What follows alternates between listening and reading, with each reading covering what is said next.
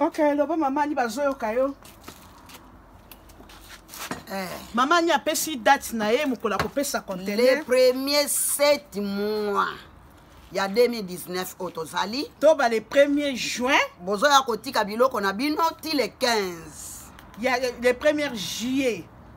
De bozoya kotika biloko na bino ti le 15 juillet. Ok, maman ni a tiré nos conteneurs aux le 1er juillet et le 1er juillet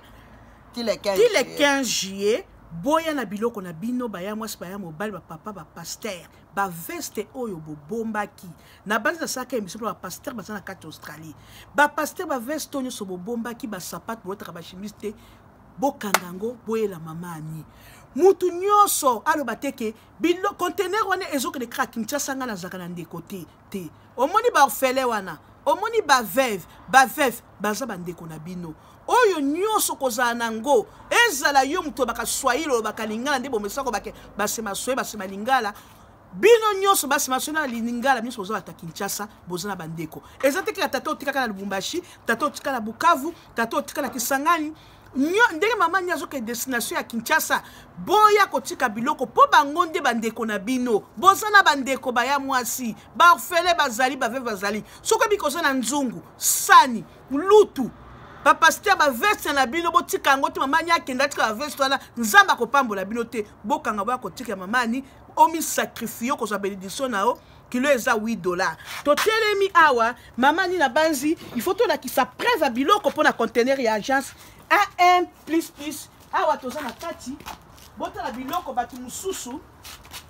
basi ba déjà na biloko na bango yango yo balingi retardé pour passer sa bandeko mama ni la kisa biloko na kasi marge mo molili wato komi de molili ekoti okoto ba valise ba client ba bani ba kotika oyo kuna ezali biloko ya conteneur oyo ezali ezali ba TV ba client ba kotika kuna nyonso ezali ba TV nyonso na bozo nyonso tu o bozo mona eza na kati ya garage ezali biloko ezokota totikali na 1 mois bandeko boya kotika biloko tala bino bandeko ba mi sacrifier po mama na tatali papa ala telamba botala biloko yango yaka ya babalo atombola yango wana ba TV oyo ezali awa yango ba client ba kotika ba valise mususu yango wana ba client ba kotika oyo nanga yete banda ko bongisaka nga valise na yo kipesa ngo ke ozoke pe na mituka ba client mituka ba ki kotika biloko mamani moko pe longwa net ba mona Anita Mata agence AM plus longola ba mona yeye wana nga yeyo oboyoka ke mamani azana ye mulai te azana ye munene te azaka obozo mona kaka ndenga azali na kanisi mituka yango obozo mona mituka client musako tika mutuka na ye ezokende Kinshasa ndeko na ye aya kozwa mutuka na ye kuna ndeka kali boso po bamona biso mutuka yango yo ba frigo pe yango yo bo mutuka na bani nanu kota mituka oyo ezali mutuka ya client aye kotika ndeko na ye na kati ya kisa aya kozwa ngo na matadi na kanisi bino moko bomoni naza nanu kote ya mutuka mususu yango yo oyo mutuka mususu bakipe kotika pa client mutuka pe mususu yango yo po botala ke agence AM plus ezosa misala kitoko obenga na Kinshasa ke ket yango yo kana na kata lupangu toyoso ba client ne bakotika biloko naza na ba client bayo kotika biloko mutuka mususu pe yango yawa mutuka mususu pe yango yo agence AM somo mutuka mususu yango na kanisi bino moko pe boye bakakere kota na conteneur moko te Anita Mata azosala conteneur mibale boya la biloko bosalisa bato ya Congo koloba te na yokaki te sango mama ezu azopesa lakisa présenter mutuka ezoki pe Kinshasa yango yo mutuka client musa yakina mutuka client musu ya ye na mutuka nazo yeba tende na agence yango yo ya ine mama ni Mata mususu zana kata lupangu mususu pe yango kuna oyo nde bakiliya baye nango lelo dimanche samedi po toyoka na bango bapris nde nazotala sikoyo telemala mamani tokoti matali boso ya mutuka oyo sikoyo okoyebisa bato nini mpona liloba po tokoma okende na suka okoyebisa bato nini mpona le 1er juillet tolingi nyongo te mamani tolingi nyongo te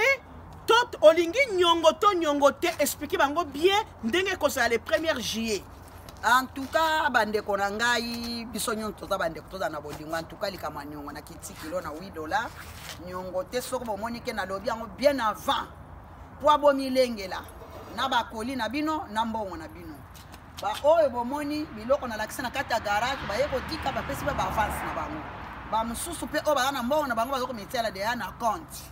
po ayebite e ko peser combien de kilos soki ba kilo na mbongo ne oya ko mipesa la 20 oya lingi na yeko zo charge te soka moni ke ba kilo eleke belé abakisi soki mbongo na yeko leke pa nanga tozongisi ndo moni ke yango na sali boye avant po bomilengela en tout cas bande ko nanga inyongeza la te po soki nyongeza li te binu pe boko sepela ngai pe na ko sepela en tout cas to pesi bino merci boki liloba suka ya mama ni ndenga lobi bino boko sepela ye pa ko sepela awa mukola conteneur ko déjà ko bongisa oyo toko tia numéro mama ni ya téléphone oyo alingi ko pesa ka déjà ba avance na ye ya mbongo bako tia akwa ko zo numéro à compte et pas mère ani agence AM plus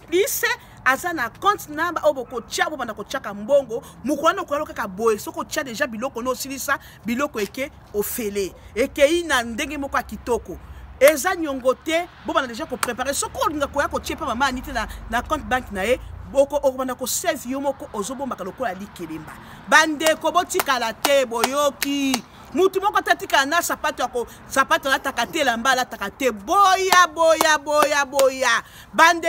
bandeko na bino ba orphelin bazali ba veuve bazali ko bateki ngala kinso za kala ndeko te botia ba kosa ba pasteur ba chemise ba ya mobali ba bilamba ba mama ba sapato banzungu boya to batiki no pesa ba orphelin na kacha Kinshasa ko batela za kala ndeko te na zo répéter merci mingi bino moko bomoni tokolandisa émission volume 2 et koyamba la sima en tout cas nzamba pambola bino le 1er juillet et ko la somo na kacha conteneur et ko telema libanda moi babeke ko salema banzete ya nyama banyama ko tumba café ya ko teke ko zala et ko zala ne ko zala kola kermesse et ko zala nyonso kolinga et ko zala na kati donc mouvement bo monate oya ko zanga alela kozanga tende ko mwasi to pesi bino mbote mama ni pesa bango mbota soka ba na pesi bino mbote nyonso to bande ko nanga nyonso bolingaka ngao baza ezala mboka ni na Melbourne ba ville nyonso za na kati Australie na pesi bino mbote be ba ville wana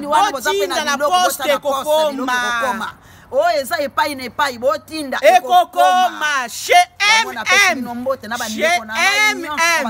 agence MM plus ekoma kae oyo bazana sikine ba o bazali na Darwin mboka nyonso tu okay pesi bango bye agence MM plus nzamba pambola bino nzamba batela bino pe abatela pe ngai pe okay amen bye